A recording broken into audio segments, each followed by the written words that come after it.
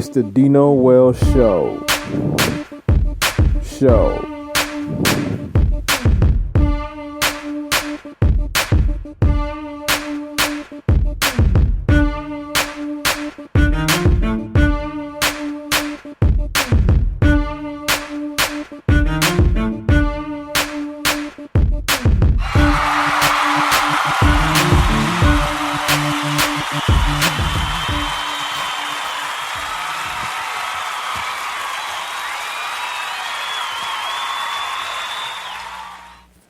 What up, everybody? It's Dino Wells here. Today is a monumental but sad day for me. And the reason why I say a monumental but sad day is because on this day last year, August 23rd, 2015, my son died in Montgomery, Alabama at a group home. And I will fill you in more on that situation. And it was more of a dark situation too, y'all. It was a point where I don't know if I could have took that pain. The pain was rough.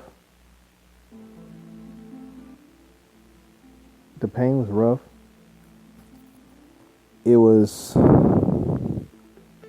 don't even know how to say the pain. I don't even know how to describe the pain. The pain was rough. It was one of the worst pains I ever had in my entire life. Second worst pain I ever had in my entire life, actually. But, life goes on. The dreams that I had to have all my children together, all unite, and we can all have fun and go places and do things and all that was short-lived.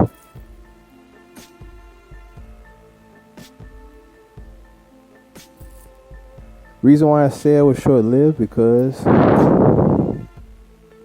my mission was not fully complete. I got custody of my middle son. Happiest day of my life. I get a chance to spend time with my youngest son. Happiest time of my life.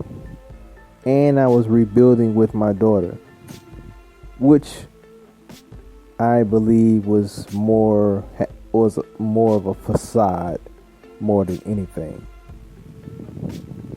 But I enjoyed talking to her and thinking that we were rebuilding. On the day that my son died, it was under some suspicious circumstances. And the funny thing about it, the night before I got the news that my son died, I had a dream that I was outside playing football with all three of my boys. It seemed real. We were outside tossing the ball around because that's what we did anyway. Me, Deshaun, and Desmond were outside playing football the day before. And we even did it the day of, throwing the ball around and things like that. And I just came in, I just took a rest. My head was hurting. But that dream, I dreamt of playing football with Deshaun, Orlando, and Desmond. That dream maybe was a message. I don't know. I get a call from my son's mom, my youngest son's mom, telling me, have I heard the news? Like, what are you talking about? She was beating around the bush. She didn't really want to tell me. I had to hear it through my brother. My brother called me, told me, and I actually read something on Facebook too, I read something on Facebook. And that was, I think it was on my father's Facebook page or something in my inbox. No, it was in my inbox. My father inboxed me telling me that Orlando was dead. And my brother called me. and my aunties called me, and my phone was just blowing up, and it was too tough to soak in all of what was going on. And then after hearing all this and getting this news, I get information from an associate of mine that knows somebody that worked in that facility where my son resided. I'm going to tell you how he got there in a minute. I'm going to tell you the whole backstory, actually. Now, my son was a special need young man. He was 22 years old. He couldn't live on his own, so he had to live in this state facility in Montgomery, Alabama. My mother had him since he was 2 years old. She took him from me. I will get to that in a minute as well. This source that called me and let me know that that facility that my son was at had some practices that, unprofessional practices, some things that was always going down there, always sweeping things under the rug, per the source that told me this.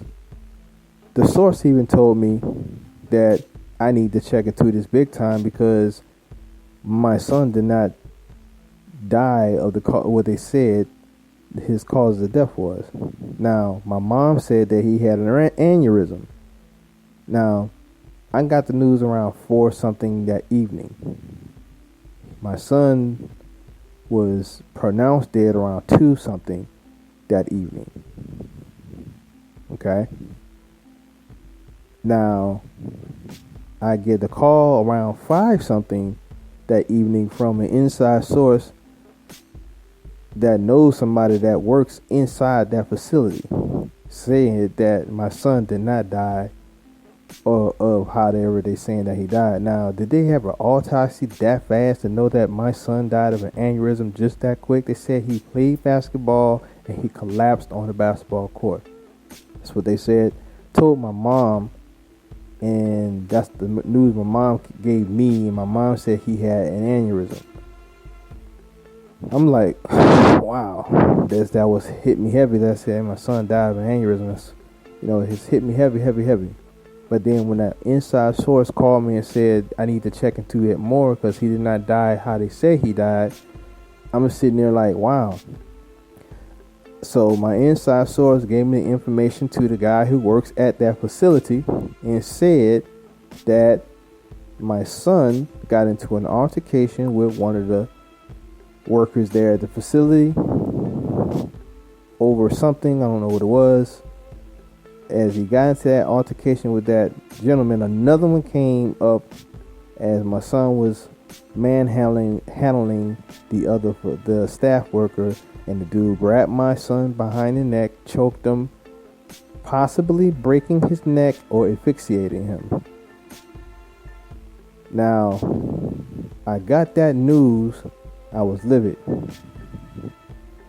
Talked to my girl, talked to some friends, talked to an associate that works at the police department down there in Montgomery, trying to get everything situated, trying to figure out what's going on, and it was just everything was in disarray. Trying to get an attorney. It was a lot of stuff going on. It was a lot. It was too much to bear. I need to get in contact with my wife, to let her know that our son has passed away,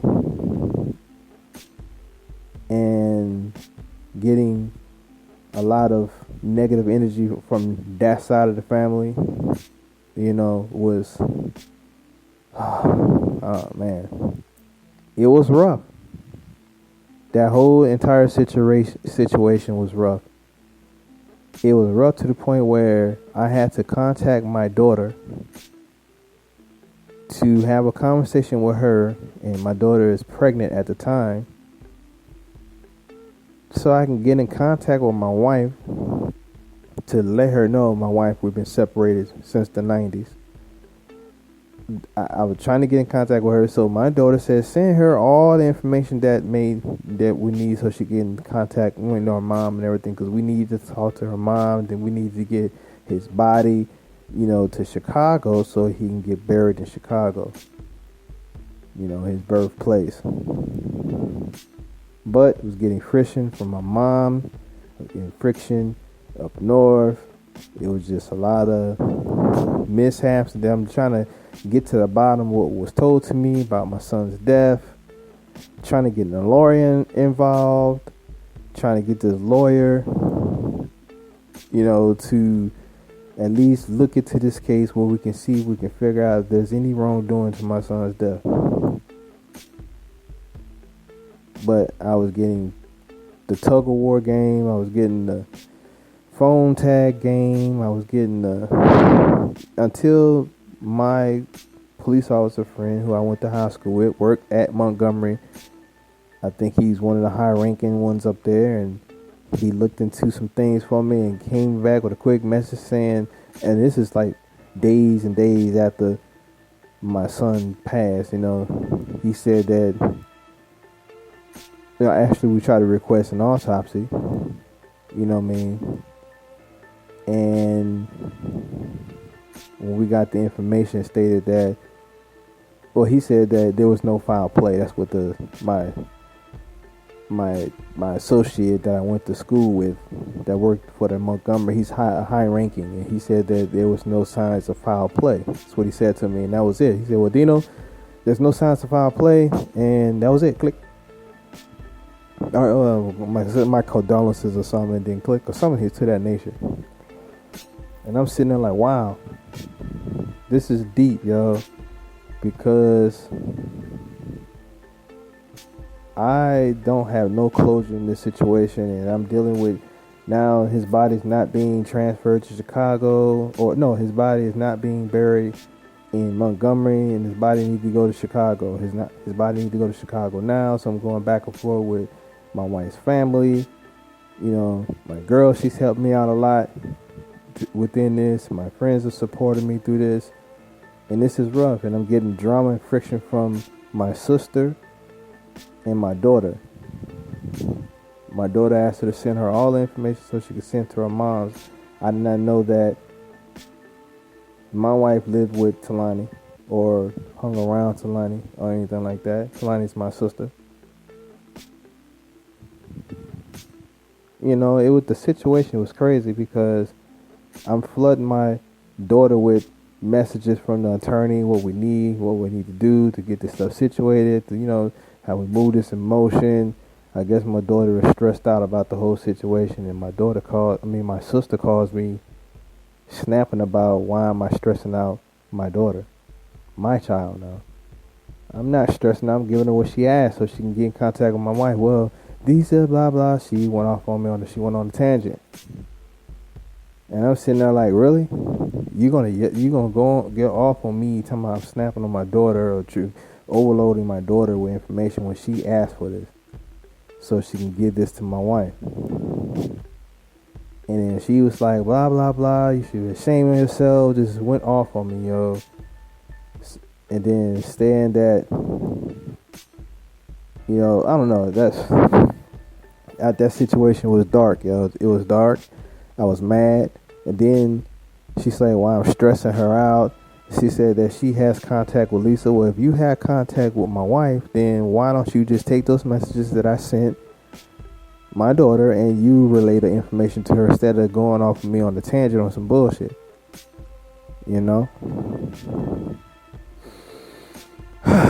Oh, the track that you hear in the background is a song I made dedicated to my son. It's called Rest in Paradise, My Son, and the date of his death, which is today. And it was an emotion. Today's been very emotional for me. I catch myself crying off and on. And then weeks leading up to this, knowing that this time is coming. This time is coming. Today is coming. And I just find myself my eyes watering. I think about him all the time. I didn't really get a chance to spend the time that I want with my son. Now, to the reason why my mom took my child from me. when I was in the height of my boxing career, trying to make the Olympics, trying to get on at least getting the Olympic trials. There was a tournament down in Florida. I think it was the National Pals, and I needed somebody to watch my son. You know, I trust my mom. It's my mother. You know, so I said, "Ma, I'm about to fight down in Florida. I need you to watch your grandson until the tournament is done. I'm gonna come back and get him."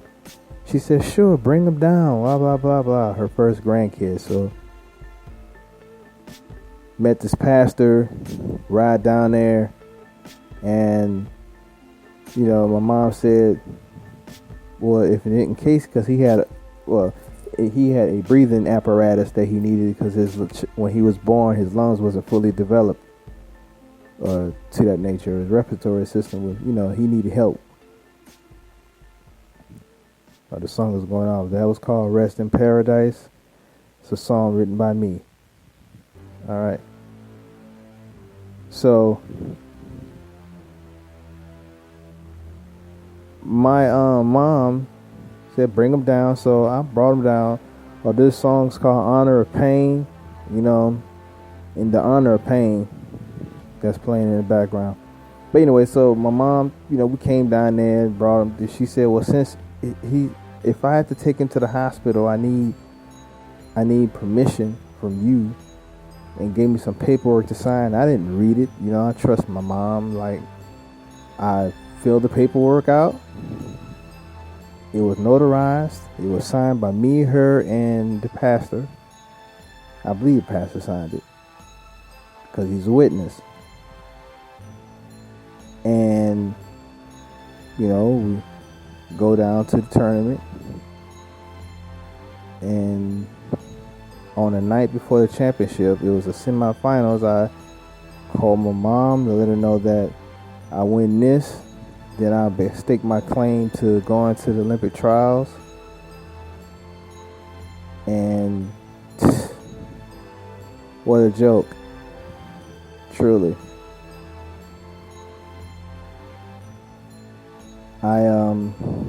I'm trying not to cry right now because it's emotional, like I said. I called my mom on the night before the fight and said, "Mom, when the fight's going, I etch myself in history. I can qualify for the Olympic trials, or, you know, be in consideration to get into this Olympic trials," or whatever the case may be. And she said, and I said, "When I'm done, I'm gonna come back with as a champion or whatever, and I'm gonna get little man. I'm gonna go back to Minnesota." She said that, "No, he's not going with you. He's gonna stay with me." "What are you talking about? He's staying with you?" And boy, that disrupted my whole journey. I had my son with me everywhere, yo. I had him with me everywhere. Took him to his appointments, took him to my job when I had babysitters. You know, I did everything with my son. But my mom robbed me of that. She took him from me, said I wasn't getting him back. I wasn't stable enough. He don't need to be moving around like that and all this other, just making all these little gibberish up, right? And like I said, it hurt. I couldn't stand my mom for years. I couldn't even talk to her. Like, I'm trying to get my son, and she played these shenanigans with me with him. The last time I seen my son was in 2014, excuse me. Christmas Eve. He came down. My mom said to come down. You know, he was gonna be there, and we wanted to watch Ring the Bell Rings, you know what I'm saying? Because it already premiered in October at the New Orleans Film Festival. So I wanted her to see the greatness that we had going on. And I wanted him to see as well, my son. But it never worked out that way. My mom never wanted me to be alone with him for about longer than a minute. You know what I mean? I want to take him to the store with me so I can just get to know my son and talk to him or whatever. And she deprived me of that, saying he's not going to the store with you. It's by rules or whatever. It's the rules of the place, that facility that he lived in. So I'm sitting there like, really? I can't take my son to the store? You know what I mean? Really? Was I pissed? Yeah, I was beyond pissed. I was so pissed, man. I couldn't, the shenanigans. And the fucked up thing about it was, my girl, she got in contact with my wife so she can talk to her son, our child, for the first time in a long time. And when Orlando got on the phone with his mom, he didn't know who he was talking to. But my mom, being all nosy that she is, being trying to eavesdrop in the conversation and everything, not giving no privacy, nothing. You know, I was salty about that. I was like, man, let them talk. Although Orlando did not know who he was talking to, because he knew my mom as his mom. You know, which is fucked all type of up. That's the last time I saw him, and I didn't. And that hurts even more because I didn't get a chance to spend time with my son because my mom did what she did. Even when he was living with her, and he was giving her a hard time, whatever the case may be, she couldn't handle him anymore. She didn't have to send him to no state facilities. She could have called me and told me to get my son. I would have been gladly and proudly got my son. To get my son, you know what I'm saying? Got my son, to get my son. Yeah. It hurts. Big time. It hurts more than anybody can ever know. The pain of losing somebody that you love. And I had this pain before, back in the early 90s when my girlfriend was murdered. She was murdered right in front of me and I couldn't do nothing about it. That had a toll on myself as well. But I lived through it, and 20-something now years later, here I am.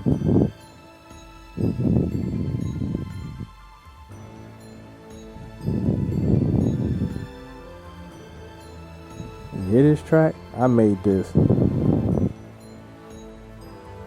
Let's listen to a song.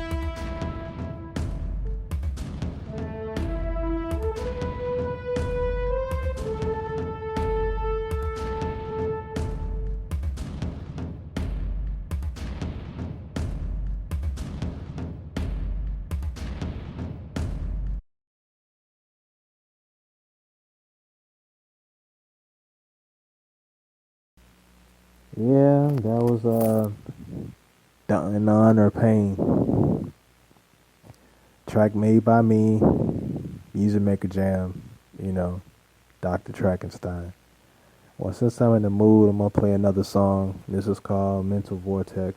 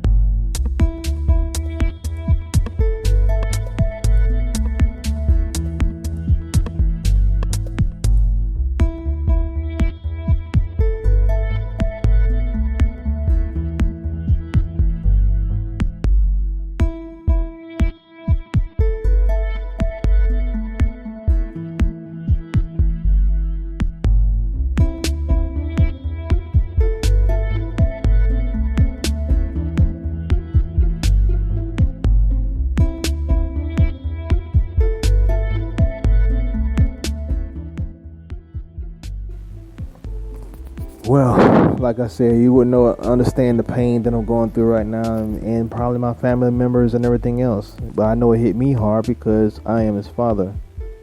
It hit my wife hard as well. And after all the shenanigans and things went down, my son was in Chicago. Finally got cremated, and his ashes is with me right now. Yeah. So.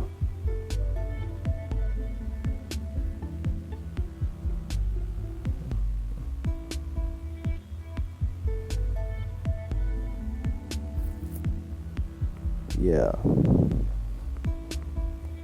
Anyway, I just want to thank everybody for the support, because the mission goes on, and I'm still going to rebuild with my daughter, hopefully, and hopefully my middle son will take his head from up his behind and start focusing on his skills in boxing.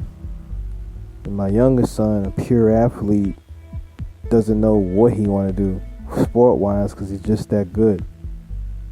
You know, say he want to play football, he want to do running back, he want to play safety, he want to play linebacker. Like, dang, you want to play every position, son? Not except quarterback. You know, yeah. And my daughter, that's a situation for another podcast. You know, a whole nother situation. But I want to thank you all for coming on, checking me out, checking my Facebook, my Twitter, @Dino Wells. You know, my Snapchat, Dino_Wells. You just Google me, Dino Wells, and I'm everywhere. I appreciate y'all listening. The replay listeners, thank you. You know,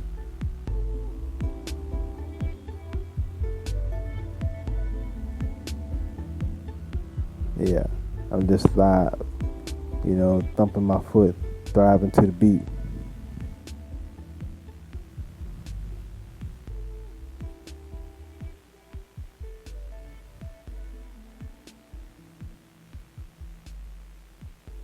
Yep.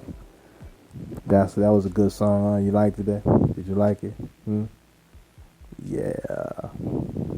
And last but not least, I think I played this one before, but why not?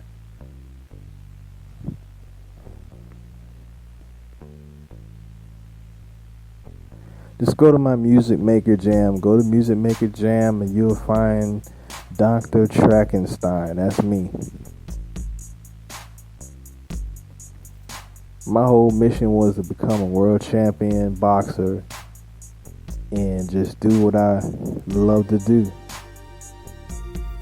But at the same time, it didn't happen. I am a world champion boxer, honorary by the WBC for my outstanding documentary When the Bell Rings. But I have a homie named Demon Brock. His comeback story is way better than mine because he's pursuing his dreams and have people backing him as he grows for the title. Where I was hoping the same thing and I'm just idle. And just like he said on his video, that God or Most High or whatever, the universe has a better calling for me. You know, or has a call that got me right where I need to be right now. But okay, if this is where I need to be right now, but where I really want to be is fighting, training in a camp, doing what I love to do. But you know, I took this long road approach to get to this level, and I'm just gonna keep doing what I do, keep working hard to get there. Because if I don't work hard, then who's gonna do it? Rest in paradise, Orlando Christopher Wilburn Wells. He would have been 23 years old this year. He died when he was 22.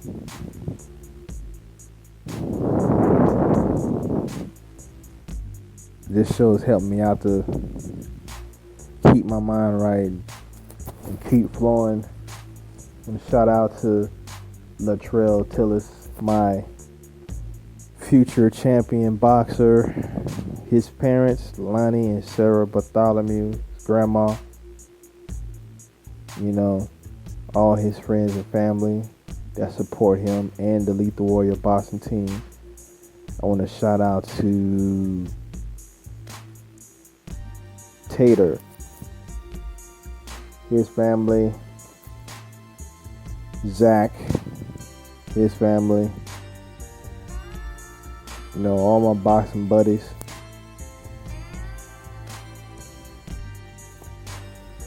I'm kind of cheered up a little bit. I know that it's not going to be easy. Every year passes, I can't get more deeper and deeper into sadness, knowing that he's transcended on to a whole new life.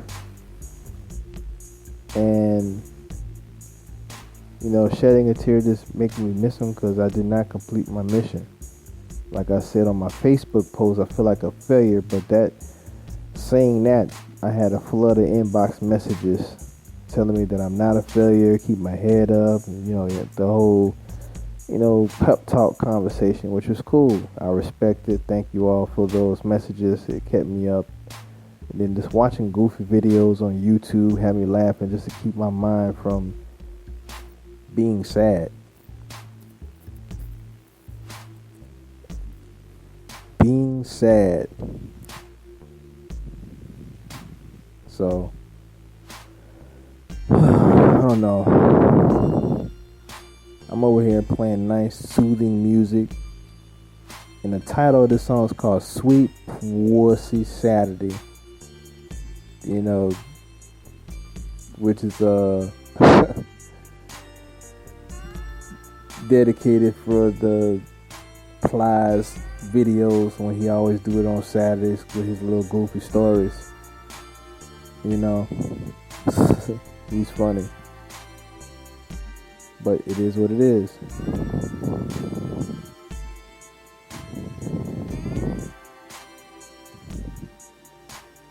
Check out When the Bell Rings, my 4-time award-winning documentary directed by Brad Boris, produced by Meta World Peace, distributed by Something Creative, Bare Knuckle Media, and The Post Game. It was a pleasure working on that documentary. Thank you, Brad Boris, for taking the time out of your life to put a little shine on mine. Shout out to the Boris family. Shout out to Trish Jackson and her family. Shout out to my best friend Jay, Junior Edgehill. What's up, man? Shout out to Nikki Snedeker, Sean Snedeker, Regina Snedeker. Those sisters, they doing big things.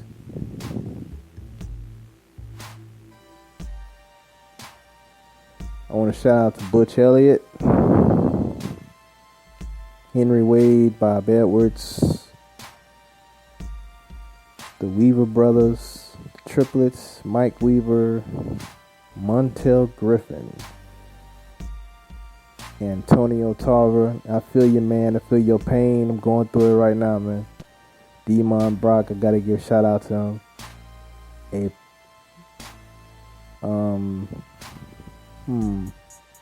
As the list goes on and on. LJ, Ugarte. Yep. LJ's a beast. Alicia Simmons, friend down there in Florida, or she lives in Michigan now, I guess. I don't know where she lives at, but I know she was doing her thing in the acting world. Alicia Davis, Dawn White, and her hubby. Short Stack. Shout out to all my good friends out there, all my associates, people who supported me through the years. Shout out to my brother, Lord E, Jason Lord Ecstasy Anderson, music phenom. Shout out to Dana generally. Mastermind, my cousin. Shout out to my knucklehead sister. Yeah.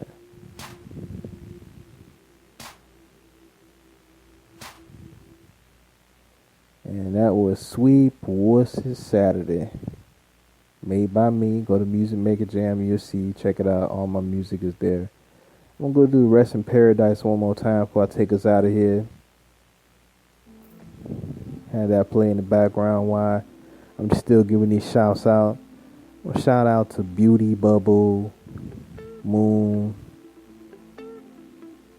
Q the Brand, everybody who interviewed me, everyone who interviewed me, my manager Kaiser,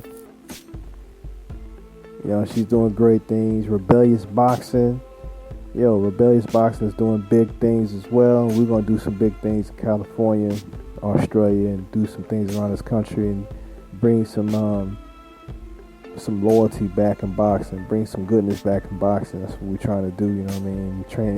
Train these kids, getting these kids off the streets, giving them some motivation, some ambition, teaching them life skills outside of the ring and inside of the ring. Yeah. Shout out to all my baby mamas, my wife, Lisa Wilburn Wells.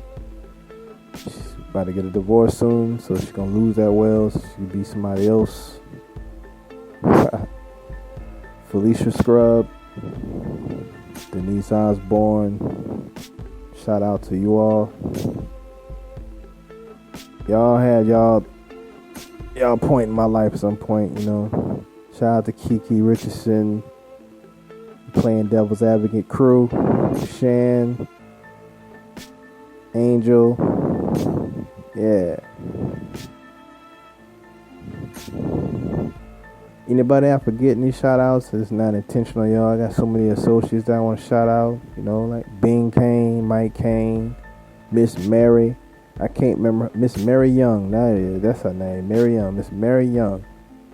I want a big shout out to her. She was very helpful and supportive in my journey.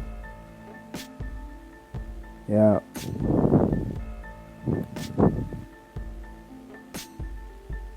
Karen Davis, Yolanda Kelly. Shout out to Erica Holcomb, Bosita Woodley. Yeah. Rest in peace to my son. Rest in peace to Abaya McMain. That was my sweetheart. Anyway, thank y'all for listening to me. I'm not even ranting. I did a rant video a year ago, and they told me to take it down, and it wasn't a good look on me, and I was going off on everybody, my sister, my mom, and everybody, my grandma, everybody that hurt me, everything that was involved. Even went off on the facility over there in Montgomery. I went ham, but at the same time, I was in my field. I was very emotional at it, and I didn't care if I struck a chord to anybody angrily, but I took it down, and as I thought about it and reflect on it, and I was like, yeah. But I lashed out and feel like the world was going against me. That's what it felt like. But, hey, a year has gone by, and it's time to keep building bridges and building this empire. Yeah. Well, thank you all for being a part of this journey. And I want you to see more of this journey, because this journey is going to be awesome. When the bell rings and everything else from Dino Wells and Ambient Path Entertainment.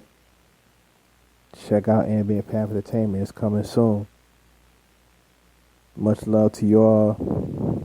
And I'm out.